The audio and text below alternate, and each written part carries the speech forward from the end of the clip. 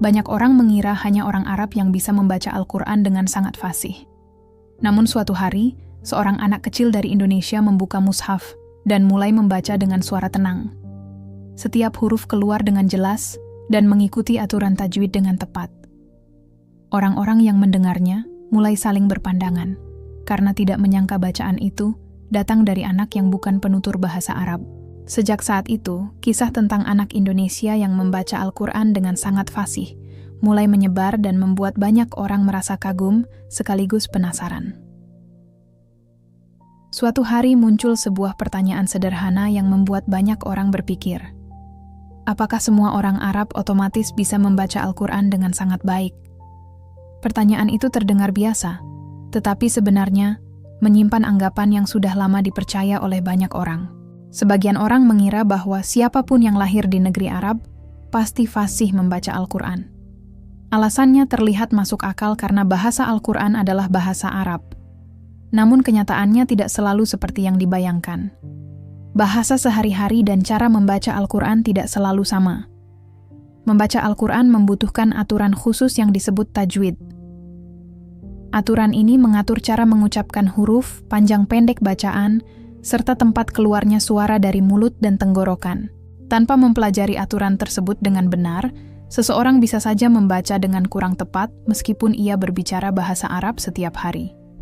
Banyak orang baru memahami hal ini setelah mendengar pengalaman dari para guru agama yang pernah tinggal di Timur Tengah. Beberapa dari mereka pernah mendapat pertanyaan yang sama dari murid atau jamaahnya. Pertanyaan itu biasanya muncul karena rasa penasaran. Ada yang bertanya dengan serius. Ada juga yang bertanya karena ingin mengetahui kenyataan sebenarnya.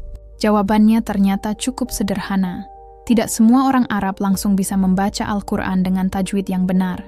Mereka tetap harus belajar seperti orang lain. Jika seseorang tidak pernah mempelajari ilmu tajwid, maka bacaan Al-Qurannya bisa saja kurang tepat. Hal ini sama seperti seseorang yang bisa berbicara suatu bahasa, tetapi belum tentu memahami cara membaca teks suci dengan aturan khusus. Perbedaan ini sering tidak disadari oleh banyak orang. Karena itu muncul anggapan bahwa kemampuan membaca Al-Quran hanya dimiliki oleh orang yang berasal dari negeri Arab.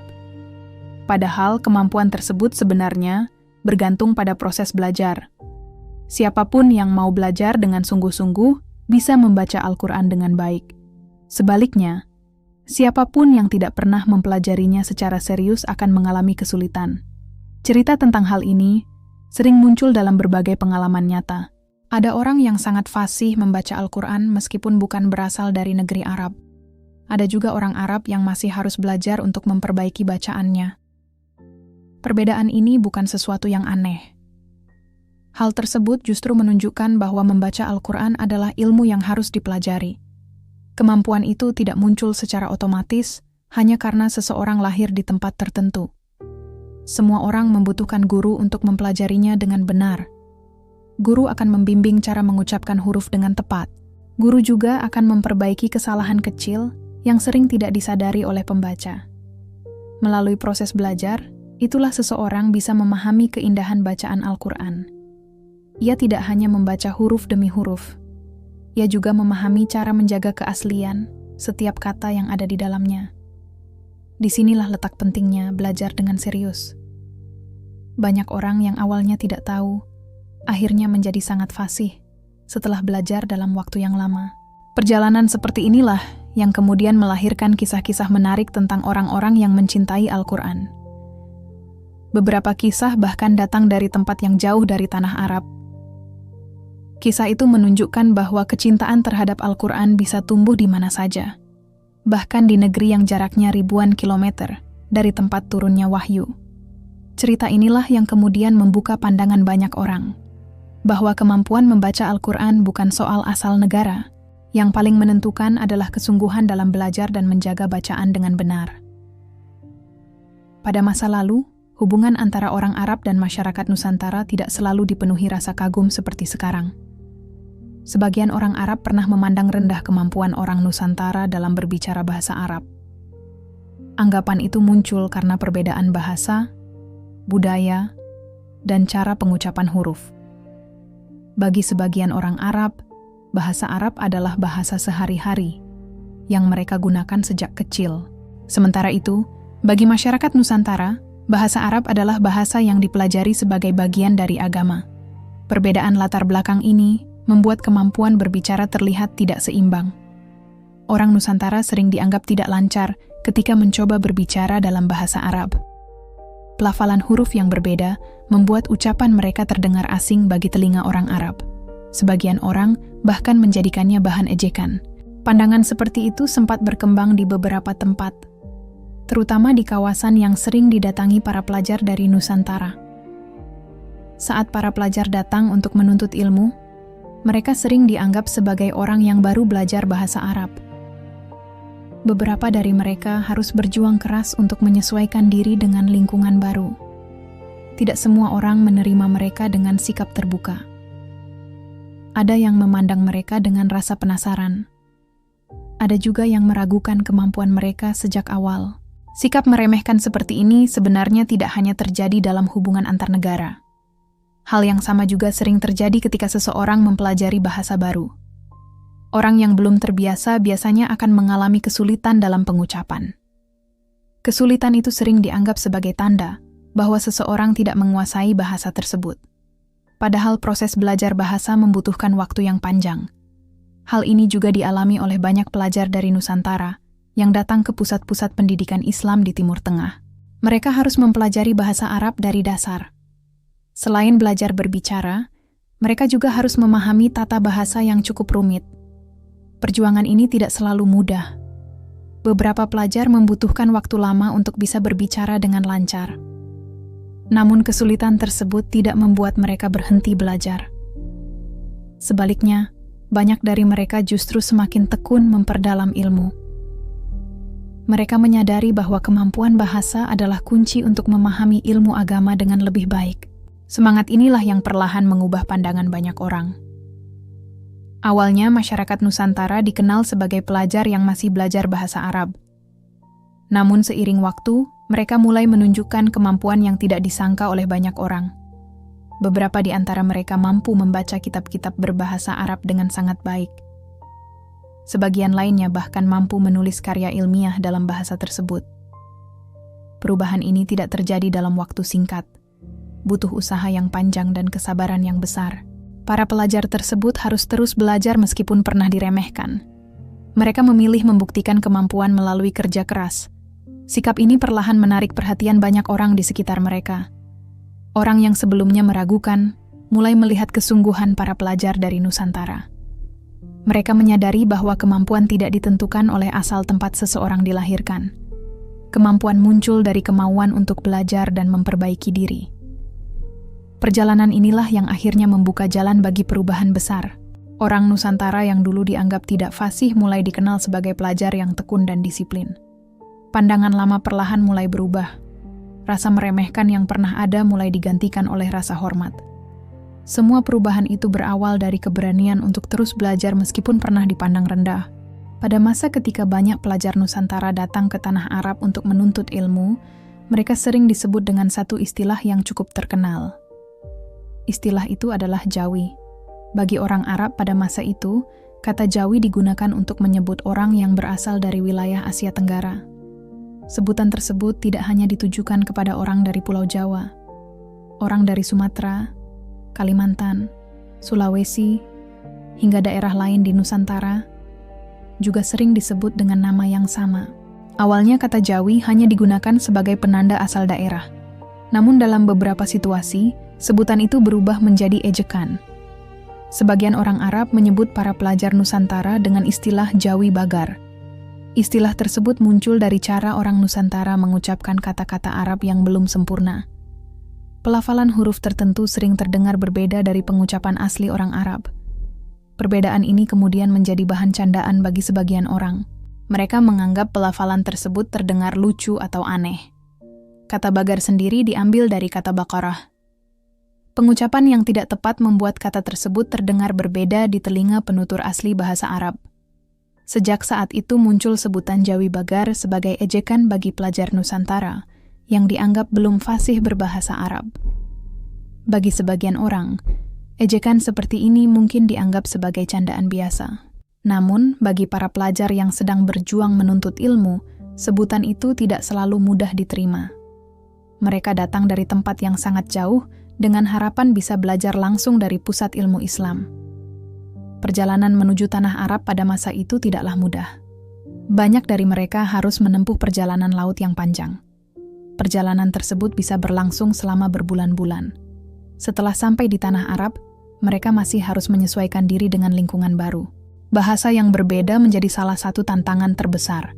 Mereka harus belajar memahami percakapan sehari-hari, sekaligus mempelajari bahasa Arab klasik yang digunakan dalam kitab-kitab agama. Tidak sedikit pelajar yang merasa kesulitan pada awalnya. Namun ejekan yang mereka dengar tidak membuat semangat belajar mereka hilang. Sebaliknya, banyak dari mereka menjadikan pengalaman itu sebagai motivasi untuk belajar lebih serius. Mereka menyadari bahwa kemampuan bahasa tidak bisa diperoleh secara instan. Diperlukan latihan terus-menerus untuk memperbaiki pengucapan setiap huruf. Para pelajar Nusantara kemudian mulai memusatkan perhatian pada pelajaran bahasa Arab. Mereka belajar dari para ulama yang terkenal di berbagai kota. Mereka juga sering berlatih membaca kitab bersama teman-teman sesama pelajar. Setiap hari mereka mencoba memperbaiki kesalahan kecil dalam pengucapan. Proses ini berlangsung dalam waktu yang cukup lama. Namun perlahan perubahan mulai terlihat. Pelafalan mereka semakin jelas dan mudah dipahami. Kemampuan membaca kitab juga semakin meningkat. Beberapa di antara mereka bahkan mulai dikenal sebagai pelajar yang sangat tekun. Orang yang dulu menertawakan mereka mulai menyadari perubahan tersebut. Para pelajar Nusantara tidak lagi dipandang hanya sebagai orang yang sedang belajar bahasa. Mereka mulai dihargai sebagai penuntut ilmu yang serius. Perjalanan dari ejekan menuju penghargaan tidak terjadi secara tiba-tiba. Semua perubahan itu terjadi karena kesabaran dan kerja keras yang mereka tunjukkan setiap hari. Sebutan Jawi yang dulu sering digunakan sebagai ejekan akhirnya berubah makna. Di kemudian hari, kata tersebut justru dikenal sebagai sebutan bagi komunitas pelajar Nusantara yang aktif belajar di tanah Arab. Perjalanan panjang ini menjadi bukti bahwa kesungguhan belajar mampu mengubah cara pandang banyak orang. Seiring berjalannya waktu, pandangan sebagian orang terhadap pelajar Nusantara mulai berubah. Perubahan itu tidak terjadi secara tiba-tiba. Semua berawal dari kesungguhan para pelajar yang datang untuk menuntut ilmu agama di tanah Arab. Mereka tidak hanya belajar membaca bahasa Arab, mereka juga mempelajari tafsir, hadis, fikih, dan berbagai cabang ilmu Islam lainnya. Ketekunan mereka perlahan menarik perhatian para ulama yang mengajar di sana. Banyak pelajar Nusantara dikenal rajin menghadiri majelis ilmu. Mereka duduk berjam-jam untuk mendengarkan penjelasan para guru. Setelah pelajaran selesai, mereka masih melanjutkan diskusi dengan sesama pelajar. Kebiasaan belajar seperti ini membuat kemampuan mereka berkembang dengan cepat. Mereka tidak hanya memahami pelajaran secara teori, mereka juga mampu menjelaskan kembali isi kitab yang dipelajari. Beberapa pelajar bahkan mulai dipercaya untuk membantu mengajarkan materi kepada murid lain. Kepercayaan ini menjadi tanda bahwa kemampuan mereka sudah diakui. Para ulama mulai melihat bahwa pelajar Nusantara memiliki semangat belajar yang kuat. Mereka datang dari tempat yang sangat jauh hanya untuk mencari ilmu. Perjalanan panjang yang mereka tempuh menjadi bukti kesungguhan tersebut. Banyak dari mereka hidup dengan sederhana selama menuntut ilmu. Mereka fokus pada pelajaran dan menghindari hal yang tidak penting. Hari-hari mereka dipenuhi dengan membaca kitab dan menghadiri majelis ilmu. Ketekunan ini membuat sebagian pelajar Nusantara mencapai tingkat ilmu yang tinggi. Beberapa di antara mereka bahkan menjadi ulama yang dihormati. Mereka tidak hanya dikenal di kalangan pelajar, nama mereka juga mulai dikenal oleh masyarakat luas. Sebagian ulama dari Nusantara menulis kitab yang digunakan dalam kegiatan belajar di berbagai tempat. Kitab-kitab tersebut membahas berbagai ilmu agama dengan bahasa yang jelas dan mudah dipahami. Karya tersebut kemudian dipelajari oleh banyak orang di berbagai daerah. Melalui karya tulis dan pengajaran, nama ulama Nusantara semakin dikenal. Orang yang sebelumnya meragukan kemampuan mereka mulai melihat kenyataan yang berbeda. Para pelajar yang dulu dianggap belum fasih, kini menjadi ahli dalam berbagai bidang ilmu. Perubahan ini menjadi bukti bahwa kesungguhan belajar mampu menghasilkan sesuatu yang besar. Para ulama Nusantara tidak hanya belajar untuk diri sendiri. Mereka juga memiliki keinginan untuk menyebarkan ilmu kepada orang lain. Sebagian dari mereka membuka majelis ilmu di tempat mereka tinggal. Sebagian lainnya menulis kitab untuk membantu para pelajar memahami pelajaran dengan lebih mudah. Melalui usaha tersebut, ilmu yang mereka pelajari tidak berhenti pada satu generasi. Ilmu itu terus diwariskan kepada generasi berikutnya. Banyak pelajar dari berbagai daerah datang untuk belajar kepada mereka.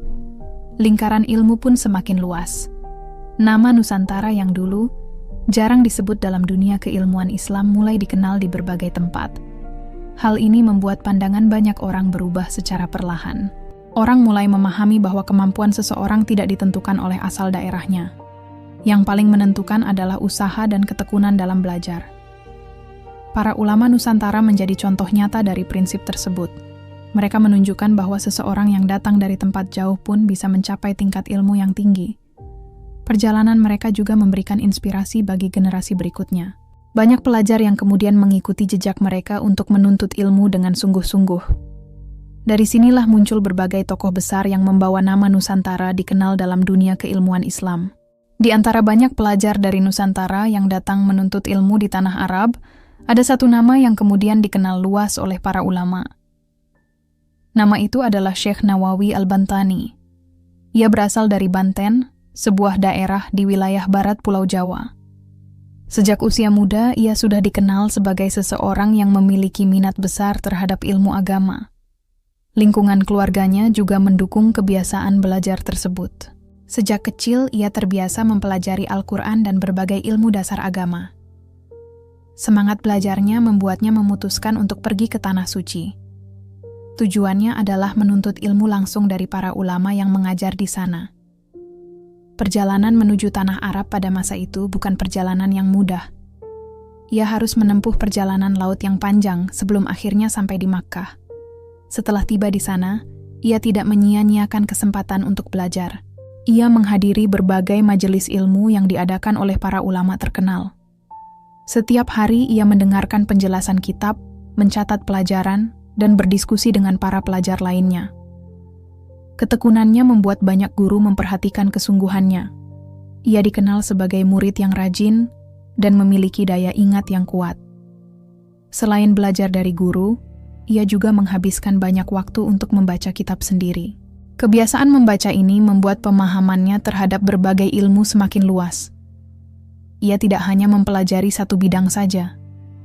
Ia mempelajari tafsir, fikih, hadis, dan berbagai cabang ilmu lainnya. Kemampuannya dalam memahami pelajaran membuatnya semakin dihormati oleh teman-teman sesama pelajar. Tidak lama kemudian, para ulama mulai mempercayainya untuk mengajar. Ia mulai memberikan penjelasan kepada para pelajar yang ingin memahami kitab yang dipelajari. Pengajaran yang ia lakukan dikenal jelas dan mudah dipahami. Hal ini membuat semakin banyak pelajar yang datang untuk belajar kepadanya. Nama Syekh Nawawi perlahan dikenal di kalangan para penuntut ilmu. Ia bukan hanya dikenal sebagai pelajar yang cerdas. Ia juga dikenal sebagai ulama yang tekun dan rendah hati. Selain mengajar, ia juga mulai menulis berbagai kitab. Kitab-kitab tersebut membahas berbagai ilmu agama dengan penjelasan yang sistematis. Bahasanya jelas sehingga memudahkan para pelajar memahami isi pelajaran. Karya tulisnya kemudian dipelajari di berbagai tempat. Beberapa kitabnya bahkan digunakan sebagai bahan pelajaran di banyak pesantren. Hal ini membuat namanya semakin dikenal luas. Banyak ulama menghargai kontribusinya dalam dunia keilmuan Islam. Ia menjadi salah satu ulama dari Nusantara yang berhasil menunjukkan kemampuan besar dalam bidang ilmu agama. Kehadirannya juga mengubah pandangan sebagian orang terhadap pelajar dari Nusantara. Orang yang sebelumnya meragukan kemampuan mereka mulai melihat kenyataan yang berbeda. Seorang ulama dari wilayah yang jauh ternyata mampu menjadi salah satu tokoh penting dalam dunia ilmu Islam.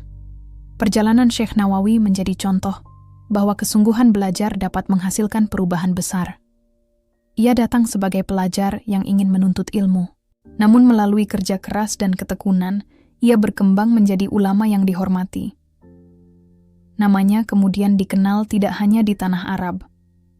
Banyak pelajar dari berbagai daerah mempelajari kitab yang ia tulis. Kisah hidupnya juga memberikan inspirasi bagi generasi setelahnya. Banyak pelajar dari Nusantara yang mengikuti jejaknya untuk menuntut ilmu di Tanah Suci. Mereka melihat bahwa usaha dan kesungguhan dapat membawa seseorang mencapai tingkat ilmu yang tinggi. Perjalanan Syekh Nawawi menjadi bukti bahwa ilmu tidak mengenal batas wilayah.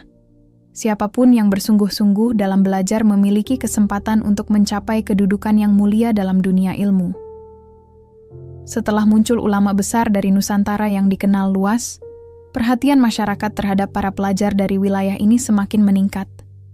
Orang mulai menyadari bahwa Nusantara tidak hanya melahirkan satu tokoh besar, masih ada banyak pelajar lain yang datang untuk menuntut ilmu dengan semangat yang sama.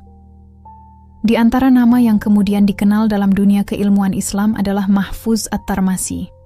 Ia berasal dari Termas, sebuah daerah di Pacitan yang dikenal memiliki tradisi pendidikan agama yang kuat.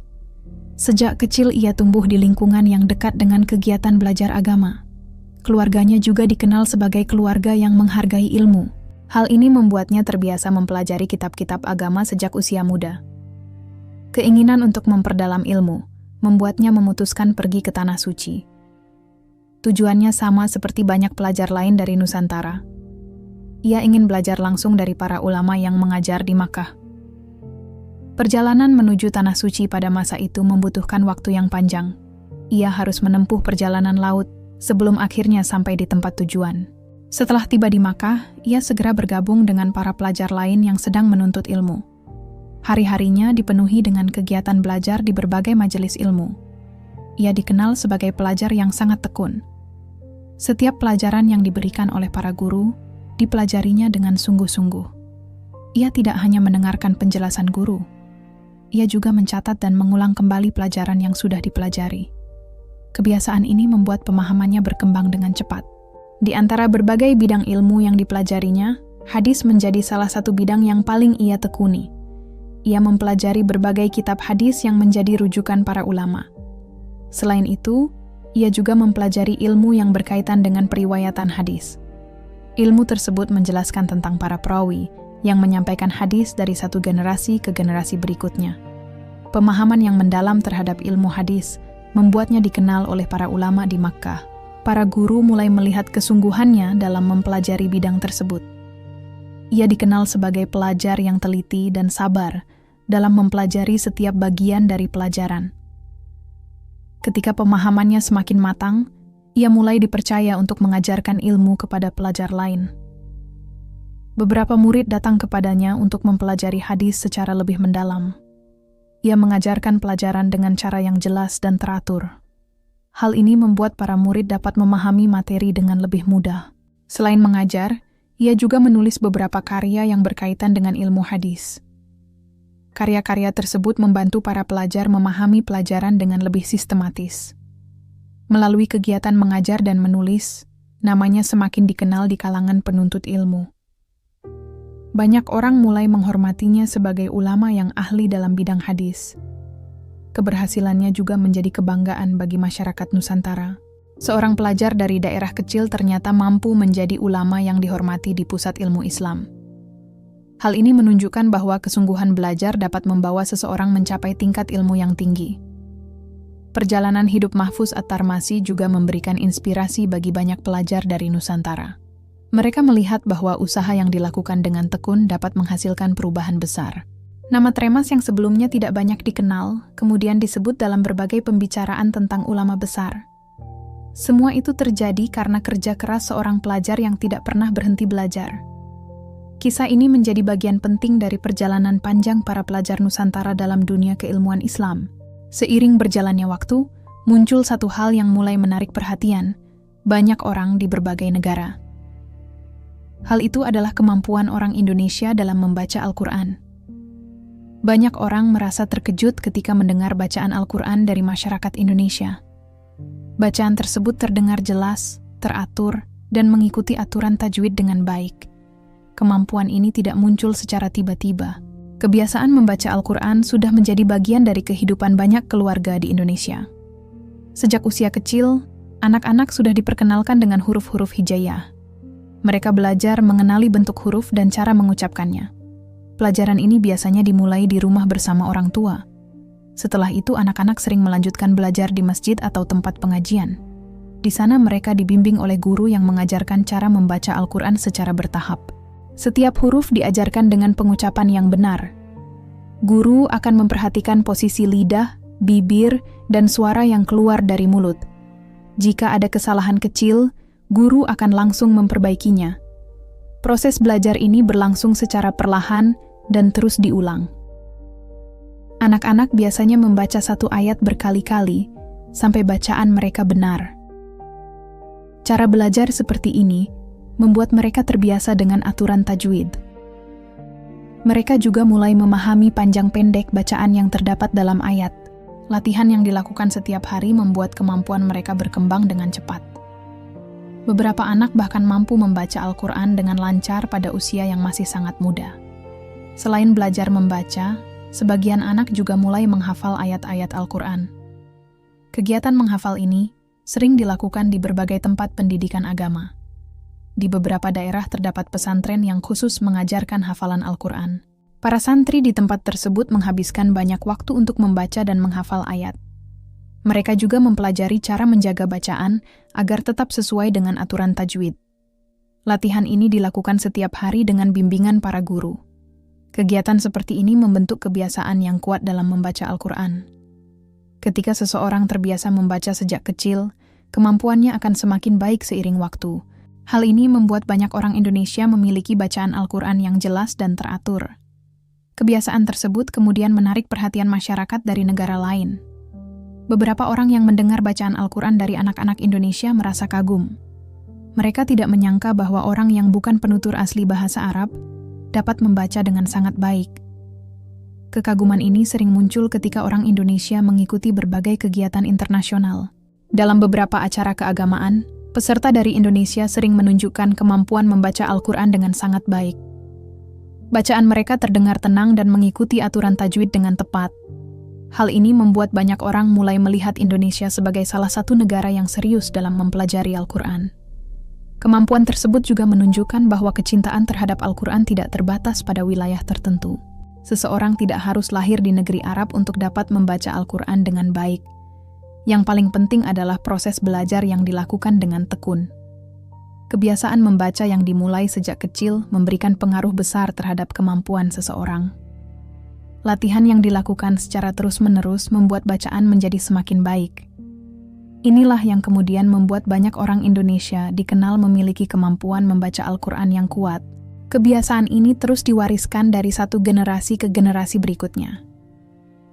Selama tradisi belajar tersebut tetap dijaga, kemampuan membaca Al-Quran akan terus berkembang di masyarakat Indonesia. Kemampuan membaca Al-Quran yang dimiliki banyak orang Indonesia tidak hanya terlihat di dalam negeri.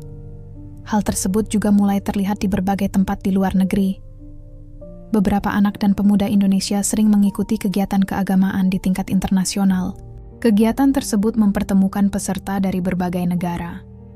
Dalam acara seperti itu, kemampuan membaca Al-Quran sering menjadi salah satu perhatian utama. Peserta biasanya diminta membaca ayat Al-Quran di depan banyak orang. Situasi seperti ini sering membuat orang merasa tegang, namun beberapa peserta dari Indonesia mampu melakukannya dengan tenang. Mereka membaca ayat dengan suara jelas dan mengikuti aturan tajwid dengan baik. Banyak orang yang mendengarkan merasa terkesan dengan bacaan tersebut. Beberapa di antara mereka bahkan merasa terkejut ketika mengetahui asal negara pembacanya. Mereka tidak menyangka bahwa seorang anak dari Indonesia dapat membaca dengan sangat fasih. Kejadian seperti ini pernah terjadi di beberapa negara yang menjadi tempat kegiatan keagamaan internasional. Anak-anak Indonesia tampil dengan percaya diri ketika diminta membaca Al-Quran. Mereka mengikuti setiap aturan bacaan dengan teliti. Panjang pendek bacaan dijaga dengan baik. Pengucapan huruf juga terdengar jelas. Hal ini membuat banyak orang memperhatikan kemampuan mereka dengan serius. Beberapa peserta dari negara lain kemudian mulai bertanya tentang cara belajar membaca Al-Quran di Indonesia. Mereka penasaran bagaimana anak-anak bisa belajar membaca dengan begitu baik. Jawaban yang muncul sebenarnya cukup sederhana. Kebiasaan belajar Al-Quran sudah dimulai sejak usia kecil. Anak-anak diajarkan membaca secara bertahap dengan bimbingan guru. Mereka berlatih setiap hari sampai bacaan mereka benar. Latihan yang dilakukan terus-menerus membuat mereka terbiasa membaca dengan baik. Selain itu, banyak keluarga juga mendorong anak-anak untuk mempelajari Al-Quran sejak dini. Dukungan dari keluarga dan lingkungan membuat proses belajar menjadi lebih kuat. Hal ini membuat kemampuan membaca terus berkembang. Dalam beberapa kesempatan, peserta dari Indonesia juga berhasil meraih penghargaan dalam perlombaan membaca Al-Quran. Prestasi tersebut semakin membuat nama Indonesia dikenal dalam dunia tilawah Al-Quran. Orang-orang mulai melihat bahwa Indonesia memiliki tradisi belajar Al-Quran yang kuat.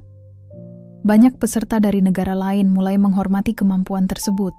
Mereka melihat bahwa orang Indonesia sangat serius dalam mempelajari Al-Quran. Kekaguman ini sering terlihat ketika para peserta saling berbincang setelah acara selesai. Beberapa orang bahkan meminta peserta Indonesia untuk kembali membaca beberapa ayat. Mereka ingin mendengar bacaan tersebut sekali lagi. Situasi seperti ini menunjukkan bahwa kemampuan membaca Al-Quran tidak ditentukan oleh asal bahasa seseorang. Yang paling berpengaruh adalah latihan dan kesungguhan dalam belajar. Anak-anak Indonesia menjadi contoh bahwa proses belajar yang baik dapat menghasilkan kemampuan yang kuat. Kisah seperti ini kemudian menyebar dari satu orang ke orang lainnya. Banyak orang yang mulai mengenal Indonesia melalui kemampuan membaca Al-Quran. Hal ini menjadi salah satu kebanggaan bagi masyarakat Indonesia. Kemampuan tersebut juga menunjukkan bahwa kecintaan terhadap Al-Quran dapat tumbuh di berbagai tempat di dunia. Selama seseorang mau belajar dengan tekun, ia dapat membaca Al-Quran dengan baik. Pengalaman anak-anak Indonesia di berbagai acara internasional menjadi bukti nyata dari hal tersebut. Pada suatu kesempatan di luar negeri, seorang pemuda Indonesia bertemu dengan beberapa orang yang ingin mengetahui pengetahuan umat Islam dari berbagai negara. Pertemuan itu berlangsung dalam suasana santai. Namun percakapan yang terjadi kemudian menjadi menarik perhatian banyak orang. Beberapa orang mulai mengajukan pertanyaan tentang pengetahuan dasar dalam Islam. Mereka ingin melihat seberapa jauh pemuda tersebut memahami ajaran agamanya. Pemuda Indonesia itu menerima pertanyaan tersebut dengan sikap tenang. Ia tidak terlihat gugup ketika percakapan dimulai. Pertanyaan pertama yang diajukan berkaitan dengan ibadah salat.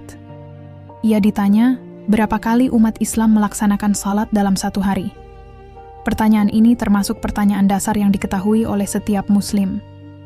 Dengan percaya diri, pemuda tersebut menjawab bahwa umat Islam melaksanakan salat 5 kali dalam sehari. Jawaban itu langsung mendapat respons positif dari orang yang bertanya. Percakapan kemudian berlanjut dengan pertanyaan lain. Ia diminta menyebutkan nama salat yang pertama dalam satu hari. Tanpa ragu, ia menyebutkan salat subuh. Setelah itu, ia juga menyebutkan salat yang dilakukan pada waktu malam. Ia menjawab bahwa salat tersebut adalah salat Isya. Jawaban yang diberikan terdengar jelas dan tepat. Orang yang mengajukan pertanyaan mulai terlihat semakin tertarik dengan pengetahuan pemuda tersebut. Mereka kemudian mengajukan pertanyaan tentang Nabi terakhir dalam Islam. Pemuda itu menjawab bahwa Nabi terakhir adalah Nabi Muhammad. Ia menyebut nama Nabi dengan penuh rasa hormat. Jawaban tersebut kembali mendapatkan tanggapan yang baik dari orang yang mendengarkan. Percakapan kemudian berlanjut dengan pertanyaan tentang keluarga Nabi. Pemuda itu diminta menyebutkan nama istri pertama Nabi Muhammad. Ia menjawab bahwa istri pertama Nabi adalah Khadijah. Jawaban itu disampaikan tanpa keraguan. Orang yang bertanya terlihat cukup terkesan dengan pengetahuan yang dimilikinya. Mereka kemudian melanjutkan dengan pertanyaan tentang jumlah surah dalam Al-Quran. Pemuda tersebut sempat berpikir sejenak sebelum menjawab. Ia kemudian menjelaskan bahwa jumlah surah dalam Al-Quran adalah 114. Jawaban ini kembali dinyatakan benar oleh orang yang mengajukan pertanyaan. Percakapan semakin menarik ketika mereka meminta pemuda tersebut menyebutkan beberapa sahabat Nabi. Pertanyaan ini sedikit lebih sulit dibandingkan dengan pertanyaan sebelumnya. Namun pemuda Indonesia itu tetap menjawab dengan tenang. Ia menyebut beberapa nama sahabat yang terkenal dalam sejarah Islam. Nama yang ia sebut antara lain Abu Bakar, Umar, Utsman, Ali, dan Khalid bin Walid. Jawaban tersebut membuat orang yang mendengarkan merasa kagum. Mereka tidak menyangka bahwa seorang pemuda dari Indonesia memiliki pengetahuan yang cukup lengkap tentang Islam. Percakapan yang awalnya hanya sekadar pertanyaan sederhana berubah menjadi diskusi yang menarik. Orang yang bertanya kemudian mulai berbicara dengan lebih santai. Mereka bahkan menanyakan, apakah banyak orang Indonesia memiliki pengetahuan yang sama? Pemuda tersebut menjawab bahwa banyak Muslim di Indonesia mempelajari dasar-dasar agama sejak kecil. Jawaban ini membuat mereka semakin penasaran tentang kehidupan umat Islam di Indonesia. Percakapan singkat itu kemudian menjadi contoh bahwa pengetahuan agama tidak hanya dimiliki oleh orang yang tinggal di Timur Tengah. Seorang pemuda dari negara yang jauh juga dapat memahami ajaran Islam dengan baik. Peristiwa ini meninggalkan kesan positif bagi orang yang menyaksikannya. Mereka melihat bahwa umat Islam dari berbagai negara memiliki semangat yang sama dalam mempelajari agama. Percakapan dengan pemuda Indonesia itu ternyata menarik perhatian orang-orang yang berada di sekitarnya. Beberapa orang yang awalnya hanya menonton mulai ikut mendengarkan dengan serius. Mereka penasaran apakah pemuda tersebut benar-benar memahami pertanyaan yang diajukan. Setelah beberapa jawaban diberikan dengan tepat, suasana percakapan berubah menjadi lebih hidup. Orang yang bertanya terlihat semakin tertarik untuk melanjutkan pertanyaan berikutnya. Mereka ingin mengetahui sejauh mana pengetahuan pemuda tersebut tentang Islam. Pertanyaan yang diajukan sebenarnya cukup sederhana. Namun cara pemuda itu menjawab membuat banyak orang merasa kagum. Ia menjawab setiap pertanyaan dengan tenang dan jelas. Tidak terlihat keraguan ketika ia menyampaikan jawabannya. Hal ini membuat orang yang mendengarkan merasa yakin bahwa pengetahuan yang ia miliki memang dipelajari dengan baik. Beberapa orang kemudian saling berbicara di antara mereka. Mereka mengungkapkan rasa heran terhadap kemampuan pemuda tersebut. Bagi sebagian dari mereka, Indonesia adalah negara yang cukup jauh dari pusat dunia Islam. Mereka tidak menyangka bahwa seorang pemuda dari negara tersebut memiliki pengetahuan yang baik tentang agama. Kekaguman itu terlihat dari cara mereka memperhatikan setiap jawaban yang diberikan. Beberapa orang bahkan tersenyum ketika mendengar jawaban yang tepat. Percakapan tersebut kemudian berubah menjadi suasana yang lebih santai. Orang yang bertanya tidak lagi sekadar menguji pengetahuan. Mereka mulai berbicara dengan rasa ingin tahu yang lebih besar. Salah satu dari mereka kemudian bertanya tentang kehidupan umat Islam di Indonesia. Mereka ingin mengetahui apakah banyak orang di Indonesia mempelajari agama sejak kecil. Pemuda itu menjelaskan bahwa banyak keluarga di Indonesia mengenalkan anak-anak mereka pada pelajaran agama sejak usia muda. Anak-anak biasanya belajar membaca Al-Quran di rumah atau di tempat pengajian. Selain itu, mereka juga diajarkan tentang ibadah dasar seperti sholat dan doa. Penjelasan tersebut membuat orang yang mendengarkan semakin tertarik. Mereka mulai memahami bahwa pendidikan agama di Indonesia cukup kuat. Hal ini menjelaskan mengapa pemuda tersebut dapat menjawab berbagai pertanyaan dengan baik. Beberapa orang kemudian memberikan pujian kepada pemuda tersebut. Mereka mengapresiasi cara ia menjawab pertanyaan dengan sopan dan jelas. Pujian tersebut membuat suasana percakapan menjadi lebih hangat. Orang-orang yang hadir terlihat senang bisa berbicara dengannya. Percakapan yang awalnya sederhana berubah menjadi pengalaman yang berkesan bagi banyak orang. Mereka menyadari bahwa umat Islam dari berbagai negara memiliki pemahaman yang baik tentang ajaran agama. Pengetahuan tidak terbatas pada satu wilayah saja.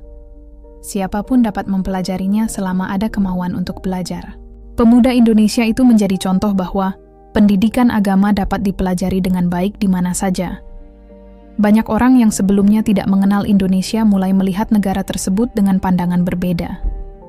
Mereka menyadari bahwa masyarakat Indonesia memiliki perhatian besar terhadap pendidikan agama.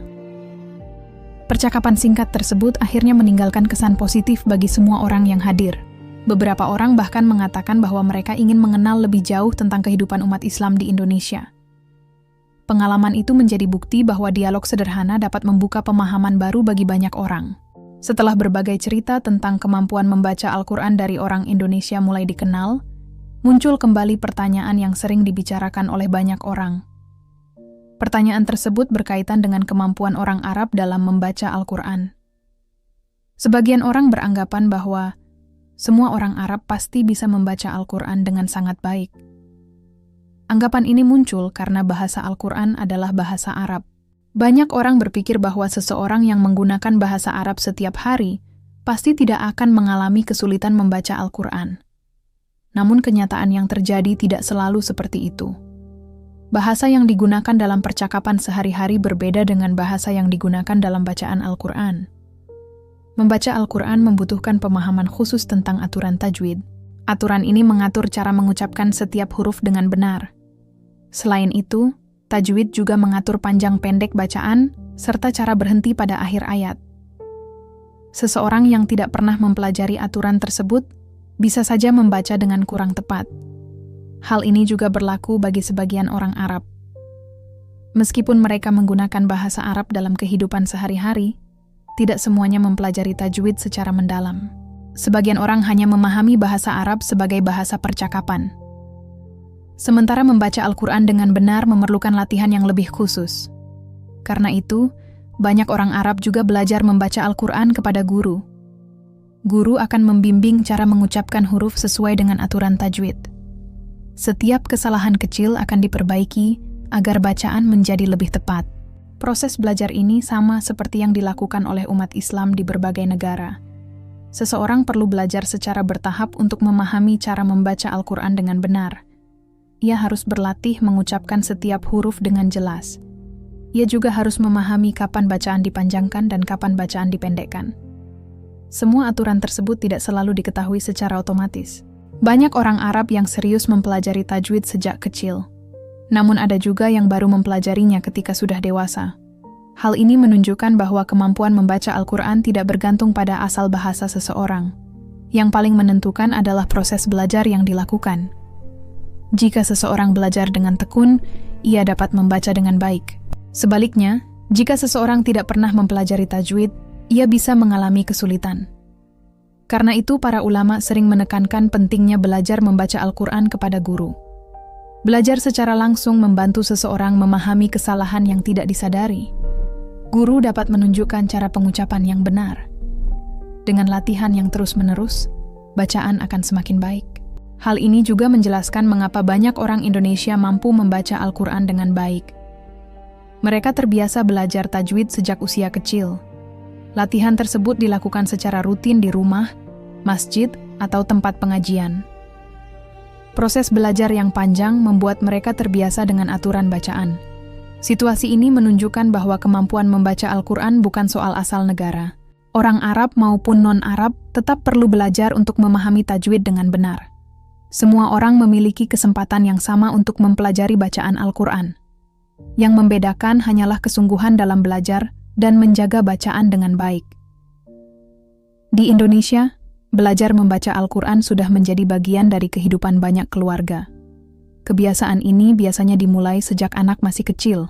Orang tua sering memperkenalkan huruf-huruf hijaiyah kepada anak-anak mereka di rumah. Anak-anak diajarkan mengenali bentuk huruf dan cara mengucapkannya. Proses belajar ini dilakukan secara bertahap dan penuh kesabaran.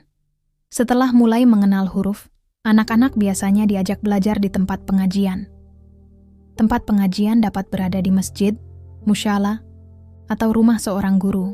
Di tempat tersebut, anak-anak belajar membaca Al-Quran bersama teman-teman mereka.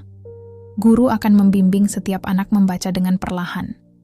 Setiap huruf diajarkan dengan pengucapan yang jelas. Jika ada kesalahan dalam membaca, guru akan segera memperbaikinya. Cara belajar seperti ini membuat anak-anak terbiasa membaca dengan benar. Mereka juga belajar memahami aturan tajwid sejak awal. Aturan ini menjelaskan cara membaca huruf dengan tepat. Selain itu, anak-anak juga belajar tentang panjang dan pendek bacaan. Latihan membaca biasanya dilakukan setiap hari. Anak-anak diminta membaca beberapa ayat secara berulang. Pengulangan ini membantu mereka mengingat cara membaca yang benar. Semakin sering mereka berlatih, semakin baik kemampuan membaca mereka. Selain belajar membaca, sebagian anak juga mulai menghafal ayat-ayat Al-Quran. Kegiatan menghafal ini biasanya dilakukan secara bertahap. Anak-anak dimulai dari surah-surah yang pendek. Setelah itu mereka melanjutkan ke ayat yang lebih panjang. Proses menghafal membutuhkan kesabaran dan latihan yang teratur. Guru biasanya akan mendengarkan hafalan anak satu persatu. Jika ada kesalahan, guru akan membantu memperbaikinya. Metode ini membantu anak-anak menjaga hafalan mereka dengan baik. Di beberapa daerah terdapat lembaga pendidikan yang khusus mengajarkan Al-Quran. Lembaga tersebut dikenal sebagai pesantren atau rumah tahfiz. Para santri yang belajar di sana menghabiskan banyak waktu untuk membaca dan menghafal Al-Quran. Mereka juga mempelajari tajwid secara lebih mendalam. Kegiatan belajar dilakukan dengan jadwal yang teratur setiap hari. Lingkungan belajar seperti ini membuat para santri semakin terbiasa membaca Al-Quran. Tradisi belajar ini sudah berlangsung selama bertahun-tahun di berbagai daerah di Indonesia. Banyak orang tua merasa bangga ketika anak mereka mampu membaca Al-Quran dengan baik. Karena itu mereka mendorong anak-anak untuk terus belajar. Dukungan dari keluarga membuat proses belajar menjadi lebih kuat. Lingkungan masyarakat juga ikut membantu menjaga tradisi ini. Kegiatan membaca Al-Quran sering dilakukan bersama di masjid atau rumah. Suasana seperti ini membuat anak-anak merasa bahwa membaca Al-Quran adalah kebiasaan yang penting. Ketika kebiasaan ini dijaga sejak kecil, kemampuan membaca akan berkembang dengan baik.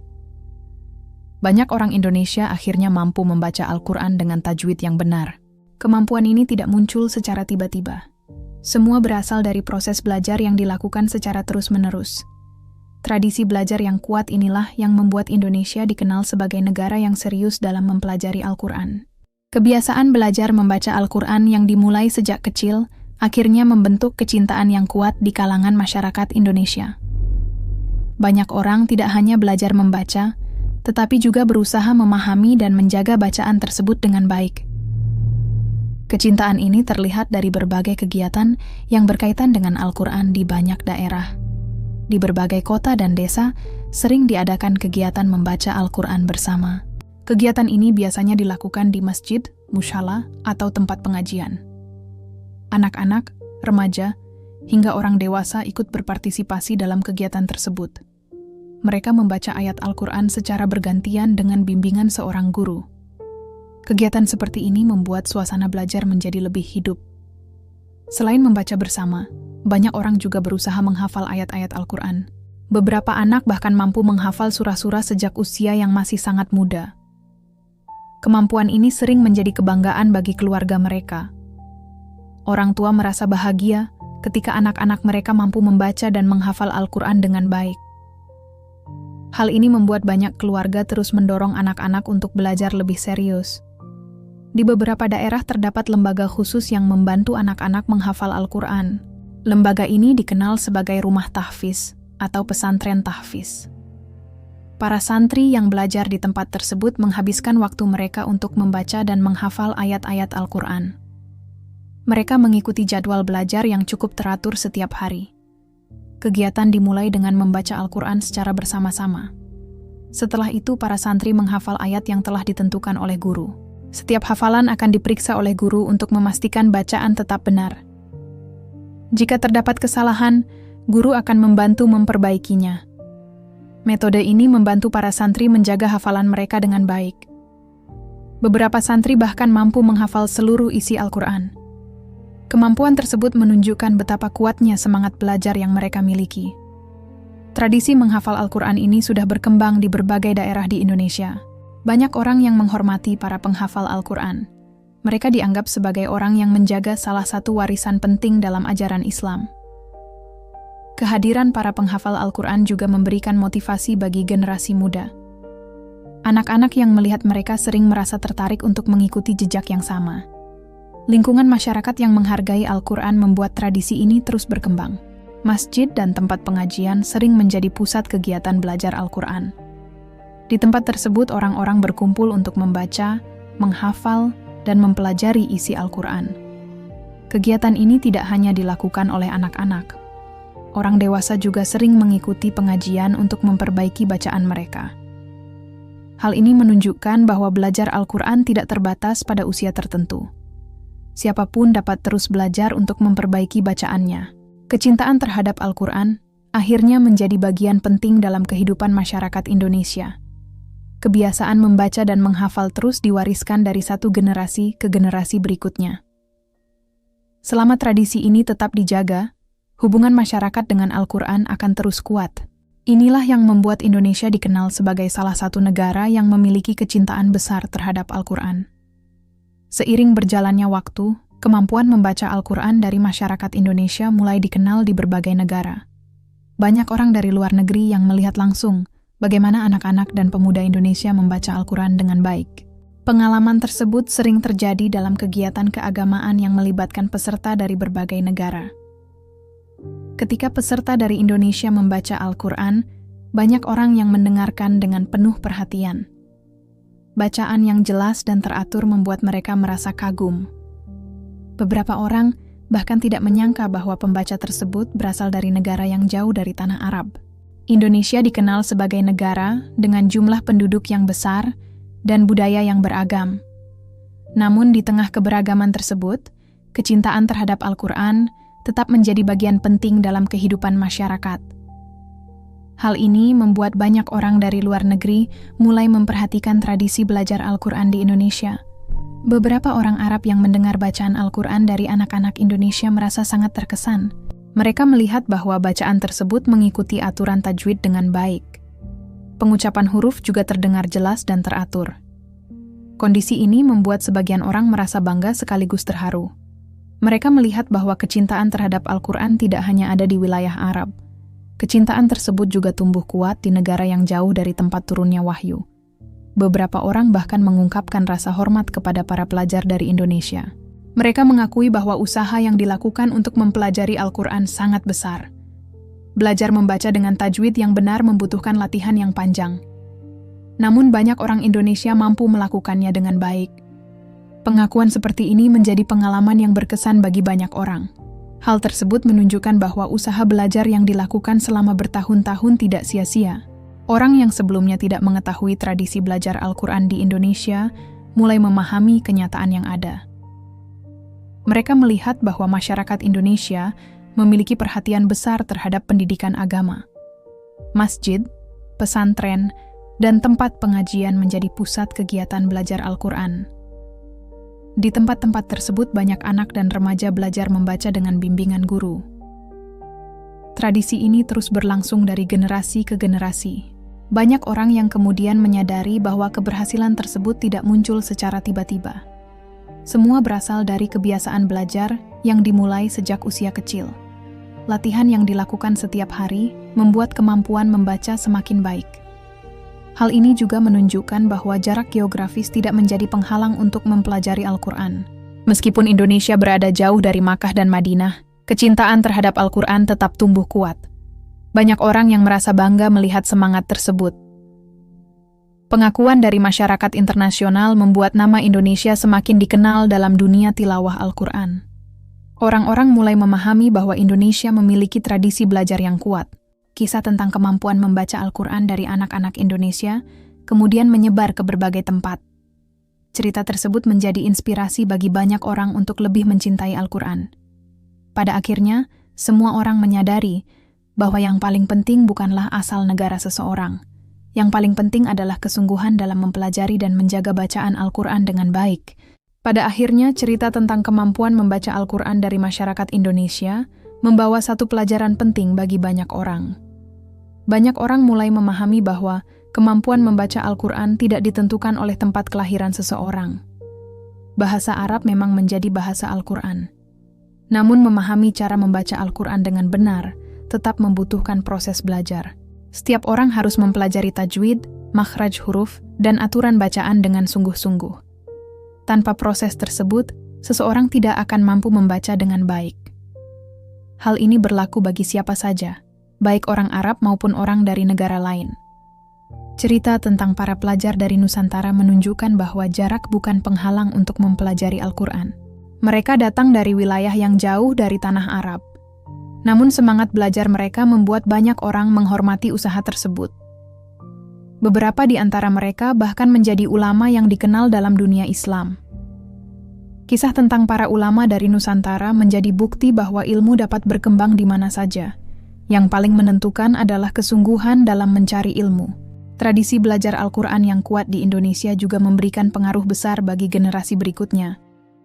Anak-anak diperkenalkan dengan Al-Quran sejak usia kecil. Mereka belajar membaca dengan bimbingan guru di rumah masjid, dan tempat pengajian. Kebiasaan ini kemudian berkembang menjadi tradisi yang terus dijaga oleh masyarakat. Melalui tradisi tersebut, banyak orang Indonesia mampu membaca Al-Quran dengan baik. Sebagian bahkan menghafal seluruh isi Al-Quran. Kemampuan tersebut tidak muncul secara tiba-tiba. Semua berasal dari latihan yang dilakukan secara terus-menerus. Banyak orang dari berbagai negara kemudian melihat kenyataan ini dengan rasa kagum. Mereka menyadari bahwa kecintaan terhadap Al-Quran dapat tumbuh kuat di tempat yang jauh dari pusat dunia Islam. Hal ini menjadi bukti bahwa nilai agama dapat berkembang di berbagai wilayah. Selama ada kemauan untuk belajar, seseorang dapat memahami ajaran agama dengan baik. Cerita ini juga memberikan pesan tentang pentingnya menjaga tradisi belajar Al-Quran. Generasi yang lebih tua memiliki tanggung jawab untuk mengajarkan Al-Quran kepada generasi berikutnya. Anak-anak perlu diperkenalkan dengan bacaan Al-Quran sejak usia kecil.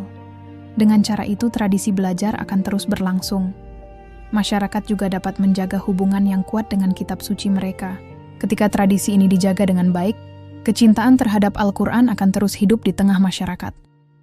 Banyak orang berharap kebiasaan tersebut tetap diwariskan kepada generasi yang akan datang. Melalui usaha bersama, masyarakat dapat menjaga bacaan Al-Quran tetap hidup dalam kehidupan sehari-hari. Pada akhirnya, cerita tentang kemampuan membaca Al-Quran dari orang Indonesia bukan hanya tentang kebanggaan suatu negara. Cerita ini lebih dari sekadar itu. Cerita ini menunjukkan bahwa kesungguhan belajar dapat mengubah pandangan banyak orang. Cerita ini juga mengingatkan bahwa siapapun dapat mendekatkan diri kepada Al-Quran melalui usaha dan ketekunan. Selama seseorang terus belajar dan menjaga bacaannya, hubungan dengan Al-Quran akan tetap kuat sepanjang hidupnya.